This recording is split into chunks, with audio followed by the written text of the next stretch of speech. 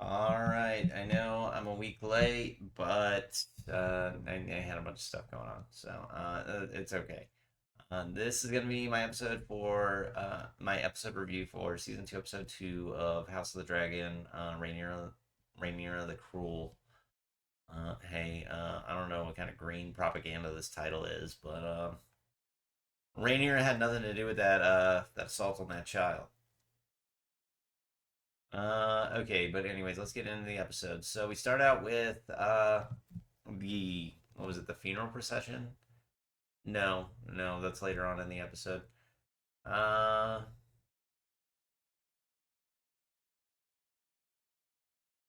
oh my gosh, what do we Oh, we start out with Aegon just tearing everything down, beating up the Lego set is what I saw somebody refer to it in on a meme. But yeah, so Aegon is destroying everything. He's super pissed off. Dude is okay. One thing about this episode, I thought Aegon this was a really good episode for Aegon. Before we get like super into everything, um, this was definitely the most interested I've been in Aegon as a character so far. He really gotta act. I guess this episode, all the anger, the rage. This man is supposed to be king, supposed to be able to do whatever he wants, and this man is quickly realizing one of the limitations that he has on him. He can't just do whatever he pleases. He thinks he should be able to, but he's realizing pretty quickly that he can't. And he's getting really well. One, I mean, he's just upset that he lost his child. I mean, obviously, you're going to be upset about that. Uh, but it's even worse. It's the heir, like he says, it's the heir to his throne, and he gets the small council together, and he's blaming everybody. He's mad. He's mad at everything, and Otto's trying to, trying to make the most of the situation. And to be honest, I'm pretty sure all of that just does not go over well with Aegon. Like it's not what Aegon wants to hear. Aegon wants revenge. He wants justice. He wants fire and blood. Sorry, I said it again. But that's what he wants. And he is ready to. And he just immediately blames Rhaenyra, which I mean, obviously it's coming from Team Black, but like the rest of the small council that are saying, we don't necessarily know. And we're gonna blame Rhaenyra. I mean, regardless of who it is, we're gonna blame Rhaenyra. But we do need to find out the true villain here. But Aegon surmises pretty quickly. It's Rhaenyra. I mean, and it's not Rhaenyra. It is Daemon. But and that's another thing from the first episode I didn't really talk about. But Daemon was really like I talked about how Aegon's power was kind of getting subverted, but Rhaenyra's power was getting subverted by Daemon, and it's really like you really see that with the fallout of this. They talk about all the turning houses over to the green side, and that's we're probably going to see that happen. So some people that sided with Rhaenyra before are going to side with the Greens now because they think she had a baby murdered, and you're gonna the Greens clearly didn't have their child murdered just for propaganda, so it probably was Rhaenyra. If you're a small folk, just you wouldn't know any better, and there's no way for Rhaenyra to wash her hands of that, and especially since Damon, I mean, they were involved, but anyways, Aegon doesn't know that it was Damon, and he's gonna blame Rhaenyra. But he does point the finger at everybody else in the small council while he's there. But Otto's like, hey, come on, let's kind of control our tempers. Next up, we see Helena just kind of grieving. Oh, what does she actually say to? Oh yeah, Allison's telling her that they've got to go do the funeral procession, and Helena's like, dude, that sounds like the worst idea ever. And then Laris catches. Wait, no, they do they start the funeral procession, and we see him kind of strolling through the streets, and then we see the Laris has caught. Oh gosh, this is blood, right? Blood is the cheese is the rat catcher. So we see that. Oh shit, sorry. We see that Laris has caught Blood, and Blood just tells him everything. He doesn't want to get tortured, and then he's like, Laris, please don't torture me. And he's like, I'm not going to torture you. But the king can't say anything for him. And the king comes in, Aegon comes in there and immediately starts torturing him. Which, fair enough. If your child got murdered, then you could do whatever you want to the murderer. Well, I can't speak for any parents in that situation, but they're probably going to do similar to Aegon. But then we go back to Helena, and Helena's having a horrible time through this walk. They get a flat tire. The Kingsguard have to come change it. Crowd's just shouting up at Helena, and but they get it all fixed up and they get out of there. Next up, we go over to Rhaenyra, and then she's questioning. She's now questioning. Who did this? And apparently, it's not just immediately obvious to her that Damon did this. I don't know. I don't know how, because it's immediately obvious to Rhaenys. Now, the other members of the small council, I think they suspect that Rhaenyra did it, but Rhaenyra finds out pretty quickly it was Damon, and she's like, yeah, Damon, you're literally undercutting my authority here. Like you're making me look horrible. Who knows how many people he just turned against her for the rest of the war. And they're not going to change. Like I mean, if they're changing because you murdered a child, they're probably not going to change back. Uh, so again, they're having a conflict here of like, can Rhaenyra is like, can I even trust you at all? And she knows the answer to that is no. That is one thing about Damon. I feel like we haven't really got a good picture of like what this dude really wants until this episode, and I think we kind of know now that he wants like it's not that he wants to be king, but he wants Rhaenyra to like acknowledge him as an equal, kind of. But Rhaenyra's like, I can't do that. Like it weakens my position. Like it just can't work like that. She has to be the queen. It can't be the king and the queen. Um, but either way, it's just not quite working for Rhaenyra or Damon. And Damon storms out, flies off on Caraxes. Rhaenyra has no idea where this man's going. Um, and we'll find out. We'll find out later on where this man is headed. But Rhaenyra goes and talks to. Oh gosh. Okay. After she talks to Damon.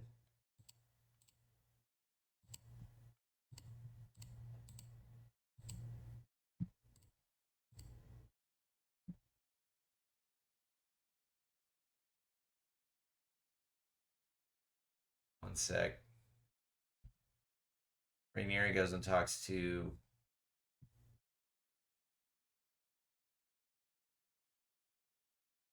I just need to know this girl's name.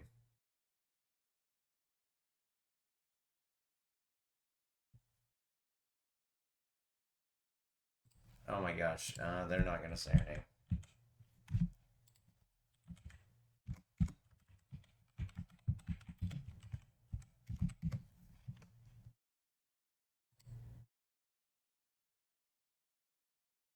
Okay, Bela is actually the one that rides Moon Dancer, so I got the other girl's name wrong in season 2, episode 3. Okay, so Rhaenyra's talking to Bela, and she's basically asking her to keep watch with Moon Dancer now that Damon's gone. Okay, what else do we have going on?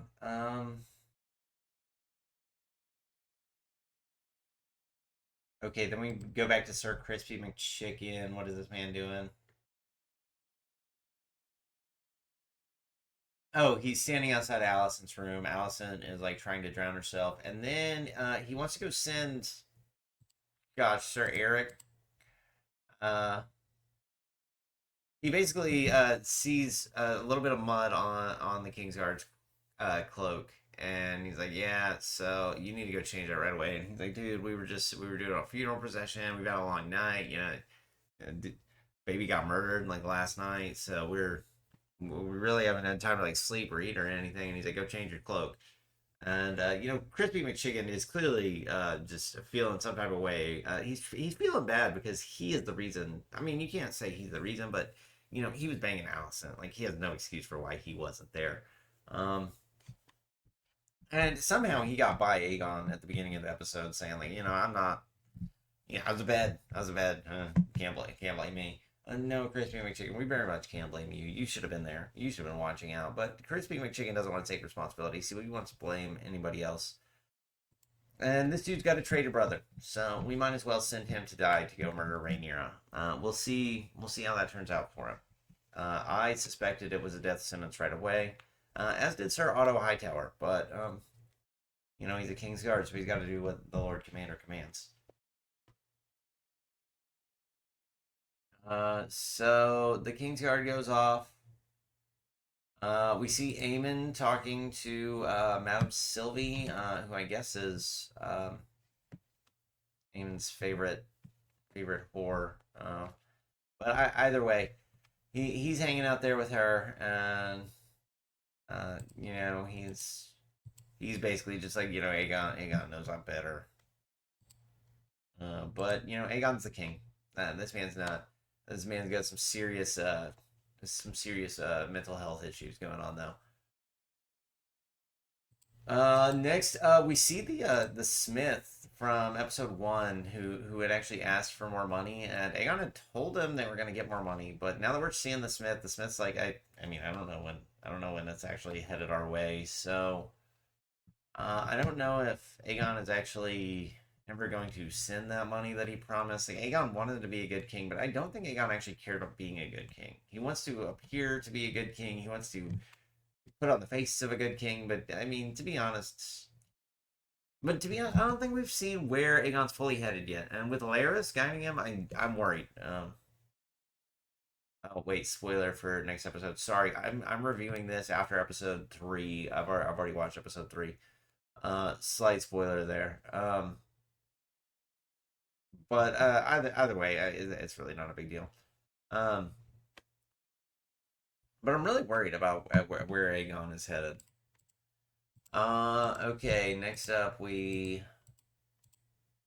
I hope he pays back. I hope he gets these Masons their money. Next, we see some fishers with Corliss, and I don't really remember these guys from the books, so we'll see who they are. Um, One of them, Corliss really likes though. He's a big fan of. So I think he's gonna try to use that to maybe get in with Corliss Valerian. I'm not sure where their storyline's headed. We'll see as we see more of their characters throughout the season. And then we see a scene of Corliss and Rhaenys. Honestly, not much going on here. I don't know. I don't know why we spend so much time with Corliss and Rhaenys, but we got another scene of them in bed. Then we go over to Rhaenyra, and okay, so this is actually a really cool scene. Rhaenyra and Massaria, I think this is their first time meeting. Yeah, this is their first time meeting, and Rhaenyra's like questioning Massaria about all these things, like because she wants to get to the bottom of probably more than anyone. Rhaenyra wants to get to the bottom of who killed Aegon, because she knows she didn't do it, but everybody's gonna be blaming her for it. And Massaria is at the heart of this whole scheme. And Massaria is like, I just did what Daemon asked, and he told me he would give me his freedom. But the thing that I really enjoyed about this scene so much was how they presented Rhaenyra. Like, usually when they present Rhaenyra, I mean, it depends on the episode. Like, at the end of season 1, episode 10, the presentation of Rhaenyra, I think matches this. I would call it, like, heel Rhaenyra, or, so there's episode of Game of Thrones, season 3, episode 4, the last episode. It's the one where Dany goes to, I think it's Yunkai, or maybe it's Yunkai or Astapor. I can't remember the name of the city, but it's the one with the slavers, and she has the dragons murder the slavers, and then she goes off with all the Dothraki, and like it presents Dany in like a real evil way, And she's not presented like that for the really any other part of the first like 4 or 5 seasons. Really for the first like six probably. Um, but it's the first little hint at like how evil Dan, not necessarily evil because it doesn't seem that evil at the time, but it definitely there's an undertone of evil there, and I get that undertone here with Massaria. It reminded me of like a shark like circling its prey, and I think Massaria felt that way. I think that's because we're watching. I feel like from Massaria's point of view, we're not watching this from Rhaenyra's point of view, and to Massaria, this might as well be a shark. I mean, Rhaenyra, if you say the wrong thing here, you are gonna die. That's just how it's gonna be. You are not gonna be alive anymore. So to Massaria, every word she says here is important, and her life is on the line. But luckily for her, the shark is a very reasonable one. Rhaenyra is not a mad queen. She is very much in control, and she hears the truth. She hears from Massaria, and she agrees to let Massaria go, and that is actually going to come back to save Rhaenyra's life.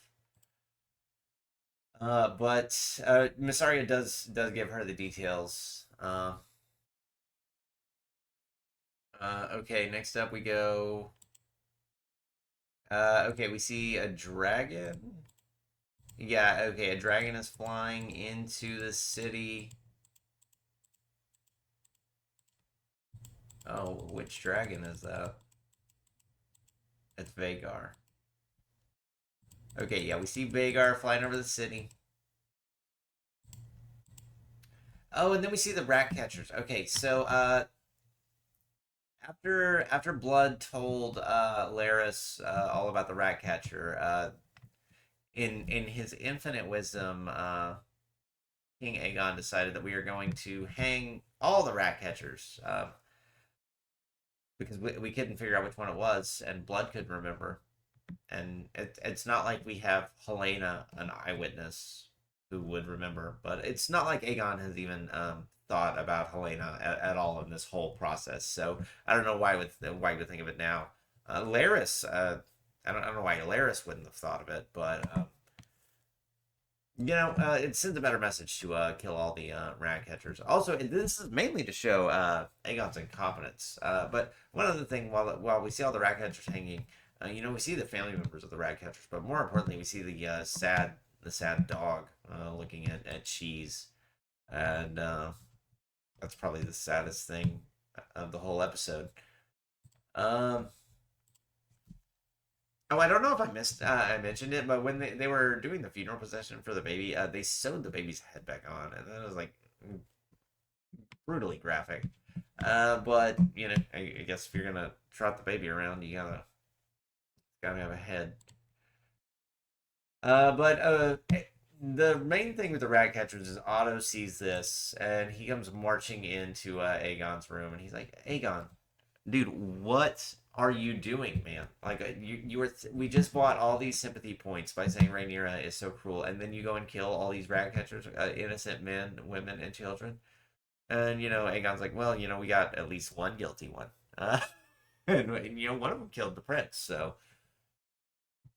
but Aegon doesn't see the downsides of these. These have long, not long, but like big political ramifications that Aegon is just not considering at all. And Otto's trying to play the long game, and Aegon just has no interest in that. Aegon is as much ready for war as anyone. Rhaenyra might want to deny the coming war all she wants, but Aegon is very much here and ready for it, especially now that the son is dead. I mean, the Greens are all in on war now. They were before, but now it is unquestionable. And with Otto starts telling him how horrible all these plans are. I mean, hanging all the rat catchers, uh, Kristen Cole sending the assassin to go murder Rhaenyra. It's like Otto's like, dude, is this all just a joke to you? Are you taking any of this seriously? And freaking Aegon's like, at least Crispy McChicken is doing something. And Otto's like, dude, you are. Otto reminds me of Tywin Lannister if nobody respected Tywin. It just nobody listened to him. But it's like Tywin is still like telling you how to win, but you're just okay. You're just gonna ignore him completely because you don't respect him. Which Aegon does not respect Otto. He doesn't. He doesn't agree with the way Otto does things. And Otto's got the long view. You know, he's thinking about the long term ramifications of these decisions. Whereas Crispy McChicken is just sending dudes to their death. Laris is just condemning people to their death. When we could have found out the, I mean, it would have been really easy for them to find out who Cheese was. But either way, though, Aegon strips Otto of the badge of Hand of the King. And honestly, I think this is Otto's best episode. I think this is one Otto's best episode. I think this is Aegon's best episode. And I mean, Crispy McChicken. I mean, I hate the dude, but he had a pretty good episode this week as well. But he did also make some comments toward Rhaenyra. So once again, screw Sir Crispy McChicken. But he gets after Otto gets the hand position taken away from him. You know, Aegon's like, give it to Sir Crispy McChicken. He'll be my hand to the queen, hand to the king. You know, he's at least doing something. Uh, you might think it's a horrible decision, but he's at least doing something. Excuse me. And Otto's like, you know, you the only reason you're king is really because of Otto. I mean, you could say, I know Crispy McChicken is in the book is the kingmaker, but Otto Hightower really was the kingmaker. And Allison also thinks it's because of something here. Dude, Otto was going to do this no matter what. It didn't matter what Allison heard from King Viserys. Uh, Otto is the whole reason King Aegon is king. I mean, if it wouldn't have been for Otto Hightower, none of this probably would have gone down at all. Aegon would have just said, "Okay, yeah, Rhaenyra is the queen." Allison would have been like, "But I heard," and Aegon would have been like, "I don't care." And Rhaenyra would have been like, "It doesn't matter." Um, but it was really all the moves that Otto made that really got us here. And I don't. Aegon just doesn't realize that. Aegon's just like, no, I'm the rightful king. And Aegon is he is so insufferable, but he's really at the same time while he's being insufferable, he's really come around on me. Um, okay, but anyways, so moving on from Otto and Aegon, Crispy McChicken becomes the hand of the king, and then Rhaenyra decides to let Massaria go. And as Massaria is leaving, this is when Crispy McChicken's plan starts to unfold. And he sends the brother, the twin Kingsguard. He sends him over pretending to be the other brother, and he would have gotten away with it too if it wasn't for those dastardly kids. And by dastardly kids, I mean Massaria. So Massaria sees him right after she just saw the other brother, so she knows something's up. And this dude sneaks all the way through the Dragonstone Keep, and he makes it all the way to Rhaenyra. Excuse me again. He makes it all the way to Rhaenyra and starts to go for it, but then his brother pops through the door because Massaria, I guess, had went and alerted him after she saw the other brother. And instead of going to stab Rhaenyra, they proceed to fight each other. So could have taken his chance and killed Rhaenyra, which he would have easily been able to do because Rhaenyra was in a corner with only one exit, which would have been past him. He's wearing a bunch of armor and has a sword, so he could have easily stabbed her. But he was busy fighting for his honor. And those two proceed to fight. The the one that's actually sided with Rhaenyra wins. I can't remember either of their names, but the one who sided with Rhaenyra wins, and then immediately commits seppuku because he just can't live with it without his brother. And okay, I think the last scene is wait. Okay, no. Alicent is talking to Otto. Otto's like, "Yo, it's all on you now. The kids aren't all right. This is all screwed." And Allison's like, "Oh, like I, we still got a plan." But she wants to tell him about something, but Otto's like, "Dude, I'm done. I don't want you to tell me anything more." Um, then Alicent, the great mother, goes and sees King Aegon crying in front of a fire. and just walks away. Just walks away from it and goes to her room, and then Sir Crispy McChicken goes and